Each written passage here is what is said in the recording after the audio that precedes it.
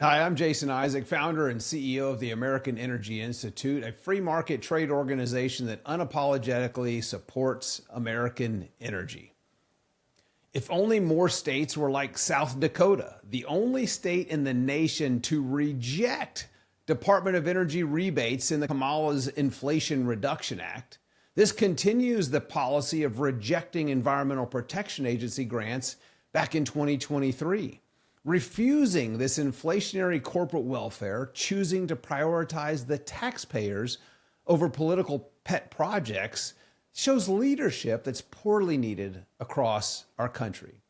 Ian Fury, a spokesman for the South Dakota Governor Kristi Noem, stated the federal government's wasteful spending, much of it at the behest of President Biden, is the single largest cause of the inflation crisis that our nation finds itself in. However, if South Dakota had a harbor, you can bet there would be some tea in it right now.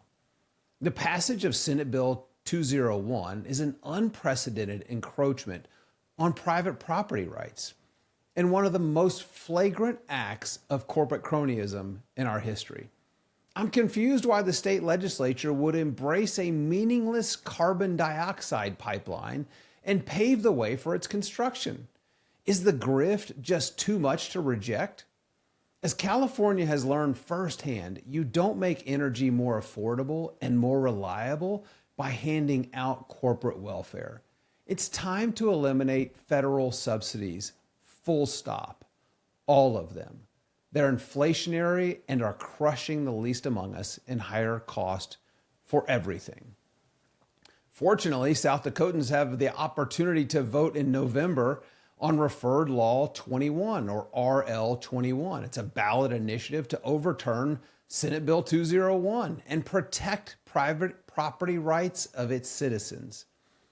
Through SB 201, the state stripped away nearly all county authority to usher through the land grab for a massive carbon dioxide pipeline, giving the state's Public Utilities Commission the ability to override local control.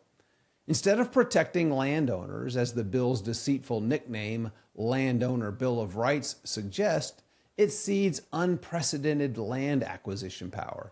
It's akin to the Inflation Reduction Act, reducing inflation. It flies in the face of the system our founding fathers designed, giving the most power to local governments, who by sheer proximity better understand the needs of their unique constituency.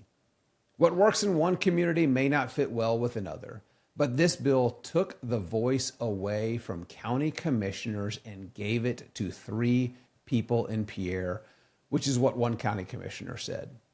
One state senator continued, it would entirely preempt all local laws and ordinances where citizens and communities voiced their opinions and local governments did their jobs and passed land use ordinances.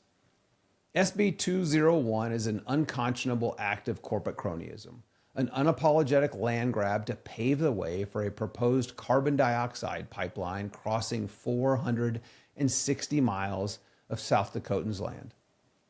The legislature claimed the pipeline constituted public benefit, terminology that makes the pipeline construction eligible for eminent domain, when in reality, it's for corporate benefit alone. Calling carbon dioxide pipelines public benefit is a ludicrous abuse of science and of government power. Carbon sequestration projects are pure greenwashing that provide no environmental benefit whatsoever. All they accomplish is higher prices as businesses are forced to waste time and manpower to keep environmentalists at bay.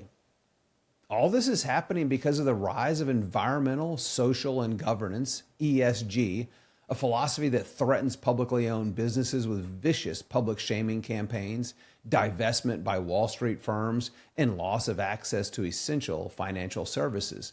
And it's happening because Democrats are throwing billions of your dollars, not just to appease their donors, but directly to their donors in hopes of filling their own campaign coffers.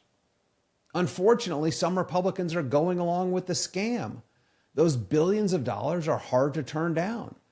The morally bankrupt, I'm going to get mine mentality is literally bankrupting our country. The politicians that are going along with it need to be held accountable. One way to do that is at the ballot. A no vote on RL 21 would be a good start. America is no longer free if well-connected corporations can simply seize citizens' private property, including taxpayer dollars, for their newest political pet projects. Stop South Dakota's green new scam. Vote no on RL 21.